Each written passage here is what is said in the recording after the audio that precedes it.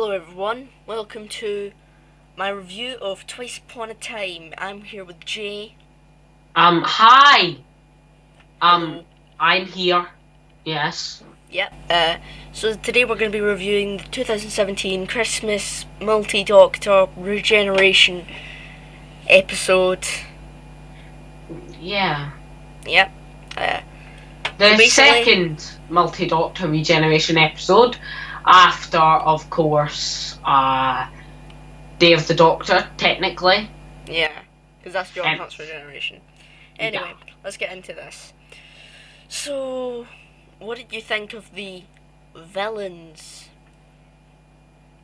The villain. Are The they villains? technically what are they called again? They're the big New Earth glass creature things that just can stop time. Yeah, I never liked them. I was never interested in them. Yeah, there wasn't a villain in this episode. All we had was people we thought were villains, and then turns out they weren't. They were just mistake. Need to I be mean- fixed. Rusty wasn't really a villain. I mean, he did start shooting at the Doctor at one point. I mean, let's go back to the beginning and actually explain where I think this episode went down. Yeah, Now, the episode opens up with footage from the 10th planet, which is just amazing. I do wish they showed more and did more recreations. That would have been an absolutely amazing touch. But what we do get is amazing. I was expecting some Cybermen. That would have been absolutely amazing if they brought Cybermen back just for the last time.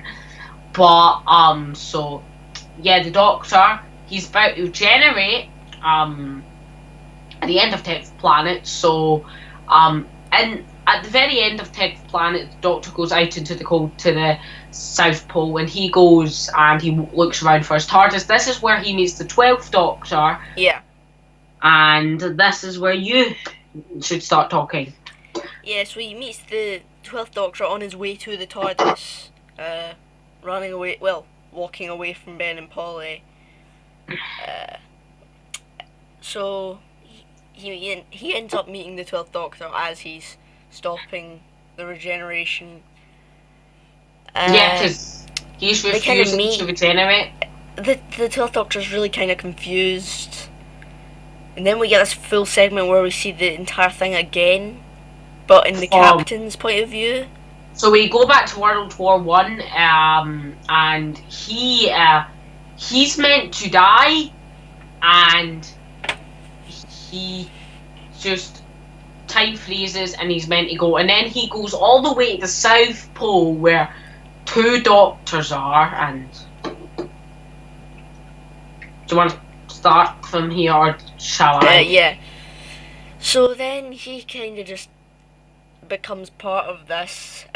Not really much of a choice. He's trying to escape death because the glass people accidentally sent him to the Doctors instead of. The thing is, this is a hard to explain episode because so much is going on. And when you get past all of it, it's a really simple storyline. Coincidentally, confusion in time. Doctors just want to save this person from not dying. They want to find out who these glass people are. Then they go, oh, we've made an error in our ways. We're going to return the captain back to his battlefield. And Bill's in this. No, is it Bill? Well, Bill's made of glass because when you die now, you get turned into glass, and that kind of ruins the emotion of the deaths in Doctor Who. So so we'll get onto this later. So these glass people, they're sort of connected to New Earth and the 5 billion New Earth. They find New Earth, and it's like an idea out of, say, a show like Black Mirror, which is a very good show if you haven't seen it, where they take the memories of someone to recreate them. That's a very Black Mirror-esque idea, and so I thought it was an interesting concept, but it was just not delivered right, and I I just didn't care about the rest of the plot. It just felt very simple. Also, there was no threats, which kind of made it boring, if I'm to be perfectly honest. It didn't add much excitement. The Doctor literally just wants to save this captain, someone he has literally just met. And of course he turns out to be important later, but someone he's just met, he doesn't let him die. And yeah, it's revealed later what's important about him, so yeah, he needs to survive. But the Doctor literally just met him and he said, "We're saving him." Yeah. And then they head to this planet to learn about these glass people, and that is just a detour from the episode. And then it's revealed who these villains are. As they have taken, oh yeah, Bill's in this. Bill is one of these glass things, and Because, she's. You know, Moffat just can't kill off a character. Next, you know, even Nardole is made of glass. And ends up showing up at the end. Yeah, so they head to this planet. It's not Gallifrey. I mean, they were teasing us with Gallifrey, and it just wasn't Gallifrey. Yeah. It's this other database, and they meet Rusty. Out of all the characters in the universe, Rusty. And to be honest, that's one of the things I actually got excited about, because I actually theorized that it would be Rusty that came back. Next, you know, it's Rusty. Yeah, he's there because the Daleks need to be in this, and they need to tie it up with into the Dalek, because yeah, that left something up. And then Bill reveals who the glass people are, and then they go back and they bring back the captain, and he goes back to where he's meant to die, and then it's fine. Of course, then instead of the captain actually dying, the Doctor actually adjusts the time frame to make it 1914, the Christmas truce between the soldiers. Yep. It is a nice touch, and I do like it. And then, of course, the Doctors both decide we're going to regenerate, and David Bradley goes off into his TARDIS and goes back to the 10th planet and begins the regeneration. Yeah, let's speak about the regeneration now. Let's what talk did about you think of Capaldi's regeneration speech? Well, can we talk about the bit before the regeneration? I mean, so we need to talk about that bit. So basically, the lead up to after David Bradley's gone, we have Bill, who's one of the glass people, bring back. Do you want to say it? Bring back, or shall I? They done it. They brought back Clara, who's of all people. Yeah, the woman who doesn't want to leave the show, the woman who keeps dying and then coming back again. Seriously, just leave it, Moffat. But she's done this with Matt, but not again, because you have stretched this character out way too much. It worked with Matt because Karen Gillan was actually on set that day they filmed that, and she was green screened in after everyone had wrapped filming. Yeah, green screened in, and then she's gone. And the very next shot, I was distracted the entire moment. It would have absolutely worked, like in Heaven Sent, if Clara had just touched the Doctor's hand and they'd taken hand, and then that would have been it. But the Doctor's memories are all of a sudden back. Yep. And then it ruins the entire point of Hellbent now. Yet, to begin with, and which in return sort of ruined Heaven Sent-ish. But anyway, Nardole's back. He's actually on set, and Matt Lucas is back, and it's great. I mean, it was a nice little shock. A bit funny, to be honest, because me and my family were just watching this episode fall to pieces, and at points we were just laughing, and we were just like, oh my goodness, Nardole's back. Clara had just came back. Clara is gone in the very next one of the worst regeneration episodes ever. Yeah, the Nardo. Well, Clara's gone. She's just completely away, and emotion is gone. She's gone. Next shot, and then Nardo's there, and then we have the final speech, and the Doctor decides to go. I'm going solo, and he decides to do the regeneration speech. Do you want to Yeah. talk about that? Yeah, let's talk about that now. I liked it. People say it wasn't the best regeneration speech. I can kind of agree with that. I love the concept of it. I think it's absolutely great. It's not really emotional, It's just but it's still a great way to end off Peter's era. giving advice to the next Doctor. I thought that was a great idea. And then we finally do get the regeneration with Breaking the Wall underneath. We'll talk about the soundtrack Yeah. later. And then it turns into Jodie Whittaker, and this is probably one of the stronger elements of this episode. Yeah.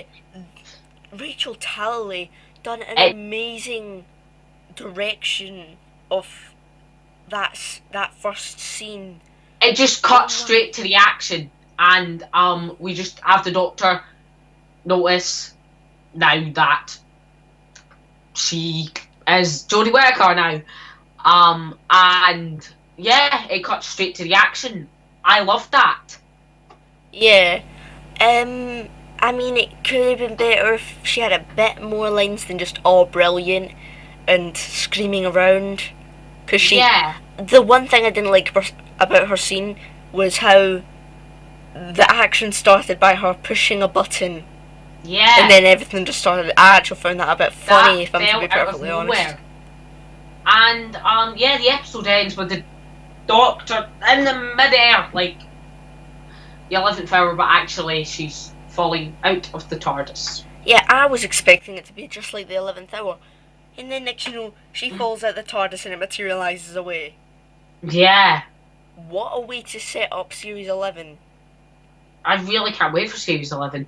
Yeah. So now let's talk about the what I didn't like about Yeah. this episode. The plot was just very weak. Now this is the grand finale of the Stephen Moffat era, and what happens? It's just a story about this captain who, of course, I forgot to mention, is actually the Brigadier's father. Yep. The Brigadier's Fancy- father is Yeah, in this, which was extremely forced. I mean, everyone knew it. And then, of course, so yeah, it is nice that he is important to the Doctor in some way, and yeah, it does bring a point to him. But I just think the entire plot of this episode could have been something so much bigger and so much grander. It could have had the Doctors at the regeneration and refusing to regenerate, and maybe make it tie into the 50th. I mean, how was Peter there? I mean, it could have had the first Doctor, it could have had this. I mean, there were some fan theories.